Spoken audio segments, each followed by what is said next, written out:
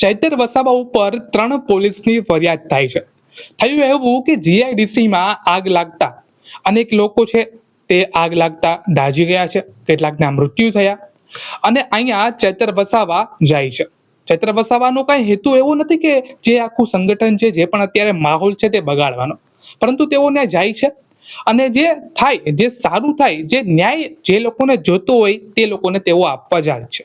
હવે થાય છે એવું કે જે લોકો દાજ્યા એની સારવાર કરવાને બદલે, એના સપોર્ટ કરવાને બદલે લોકો ચૈતર વસાવાને ટાર્ગેટ કરે છે.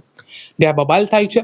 ચૈતર વસાવાનો અંદાજ જે છે એ એગ્રેસિવ પહેલાથી જ છે, તો એ એક વ્યક્તિને લાફો મારી દીધો.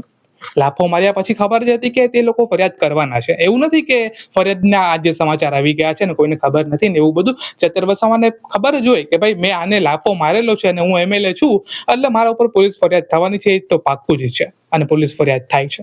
પણ સવાલ અહીંયા એ છે કે કોઈ વ્યક્તિ ન્યાય માંગવા જતો હોય અથવા તો કોઈ વ્યક્તિ ન્યાય જેને જોતો હોય એને સપોર્ટ કરવા જતો હોય તો લોકોને એનો સાથ અને સપોર્ટ આપવો જોઈએ. પરંતુ અહીંયા એક સત્તા જે એને ટાર્ગેટ કરવી હોય ચૈતર વસાવાને, તો પહેલેથી જ આ લોકો ચૈતર વસાવાને ટાર્ગેટ કરવા માટે ખૂબ જ એગ્રેસિવ રીતે સ્ટ્રેટેજી પૂર્વક હાલી રહ્યા છે. એ સુદાન ગઢવીનો પણ અત્યારે એક વિડીયો આવ્યો છે, તેમણે પણ કહ્યું કે ચૈતર વસાવાને જેલમાં નાખવાની પૂરેપૂરી જે પ્લાનિંગ છે તે રચાઈ રહી છે. આની પહેલા પણ ગ્લાસ ફેંકવાના મામલે, ગ્લાસ ને મારવાના મામલે આપની પહેલા પણ ચૈતર વસાવા જેલમાં ગયેલા હતા. પરંતુ શું થયું, જે વિસ્તારમાં જેણે ચૈતર વસાવા ઉપર આરોપ લગાડ્યા હતા તે પોતે જ તે વિસ્તારની અંદરથી હારી ગયા.